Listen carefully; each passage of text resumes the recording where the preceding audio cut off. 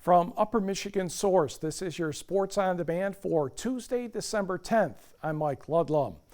Boys high school basketball season gets going a little faster on Tuesday. Let's check on Escanaba at Negaunee. It was tied at 30 in the third quarter when I arrived. Negaunee battling a 1-3-1 Eskimo defense. Jason Waterman, Chaz Kumpala, the hoop and the harm. Miners take a 35-33 lead after the free throw. For the Eskimos, Carter Hudson, Brandon Frazier for three. Sure thing. Eskimos regained the advantage 36-35. For the Eskimos again, Matthew Seymour, Bryant Mackey, Peyton Fidel knocks down a triple, 39-37 Eskimos. Fourth quarter started tied at 39, then Drew Lindbergh, nice fake, nice jumper, and the Miners are back in front 43-41. That was his first basket. Then Jackson Sager to Jason Waterman for three right in front of me. 26 for the senior. Negaunee up 47-43. Sager ended up with 12 points, and Negaunee made its free throws down the stretch and posted the 52-43 victory. To the board, where Gladstone defeated Ishpeming 65-53. Munising gets 23 from Austin Killips, holding off Gwynn 60-53. James Harnick at 27 for the Model Towners.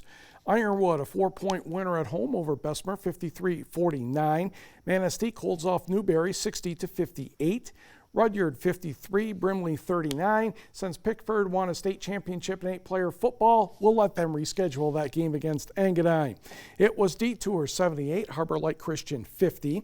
Wakefield Marinisco, 80. Republic Michigami, 56. Eli Locola had 27 points for the Hawks. Traverse City Central took care of Sault Ste. Marie 53-31. And in Wisconsin, it was Crivets over Niagara 70-27.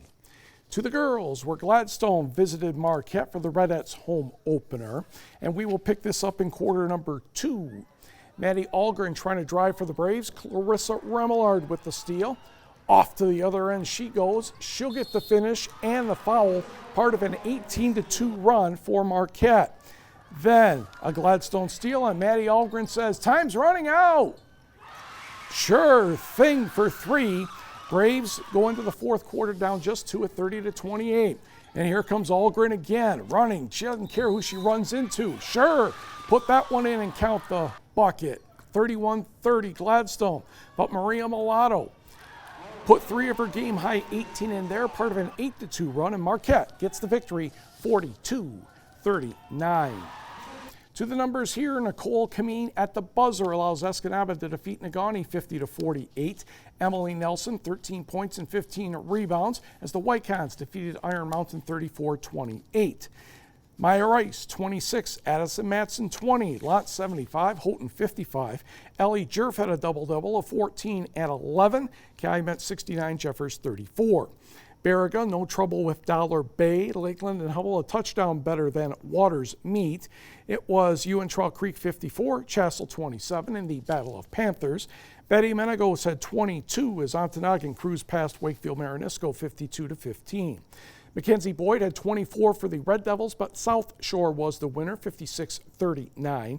Kearney Nato gets a double-double from Tess Wagner, 18 points and 11 rebounds, 8 better than Forest Park, 45-37. Mercedes Simmons had 15 points and 11 rebounds for the Trojans.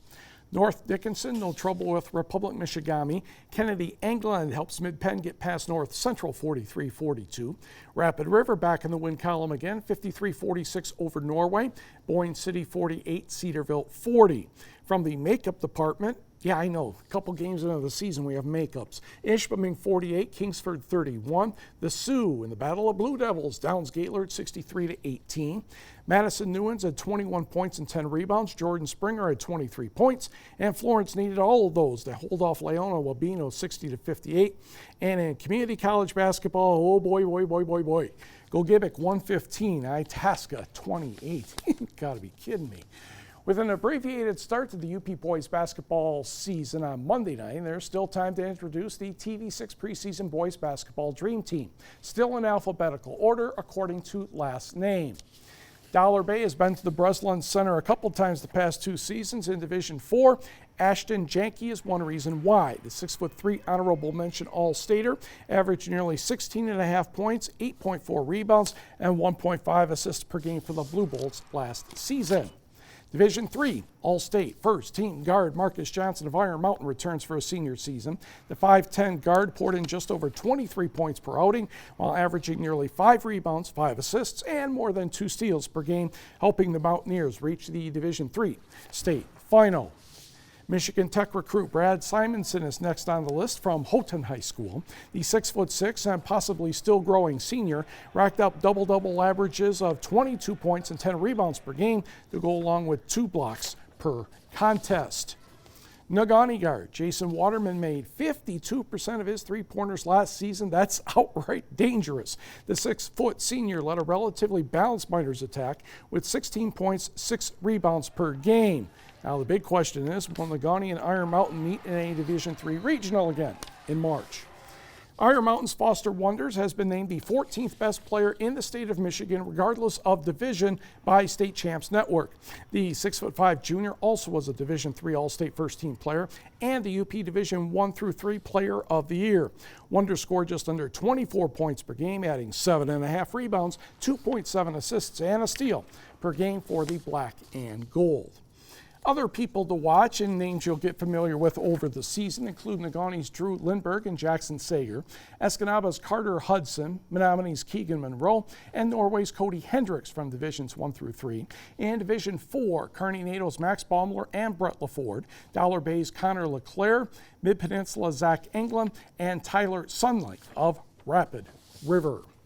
High school hockey last night. Calumet needed overtime before getting past Marquette 4-3. We did not hear from the Sioux and Sheboygan. And Brandon Trudeau had a hat trick for Houghton as the Gremlins defeated Kingsford 8-0.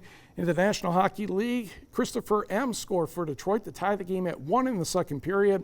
And then Winnipeg took care of the rest of it by the score of 5-1. The NMU hockey team, another rough weekend coming up. In fact, the roughest at the moment because they're hosting top-ranked Minnesota State at the Barrie Event Center. The Mavericks are 14-1-1 this season, sporting a 9-game winning streak. And let's face it, you almost need to play a perfect game to stay up with them. Have to be at our very best, but like I mentioned to the guys, and there's a fine line, whether it's college hockey, junior hockey, the NHL. Boston's lost 3 games all year, and they got beat by Ottawa last night. There's just a fine line in sports, and if you play well and you're firing on all cylinders, and you're competing and you're skating, you have a chance to beat anybody. 7:07 on Friday and 6:07 on Saturday. The Associated Press has begun releasing its lists for all-state high school football teams. The Upper Peninsula is well represented in the 8-player divisions. There's just 1 team for the 2 divisions. The player of the year is Pickford linebacker and quarterback Jimmy Story. The Panthers won the Division II championship over Portland St. Patrick 48-15 a couple weeks ago. Story is joined by 2 teammates, lineman, but mostly a tight end, Nick Eddington, and lineman Isaiah May, who co-ops from Maplewood Baptist. North Central lineman Lane Naring is on the first-team list with Story as a linebacker and North Central's Noah Gorzinski as a defensive back. 2 players made honorable mention, Cedarville running back and linebacker Grant Fountain and Forest Park lineman Evan Headkey.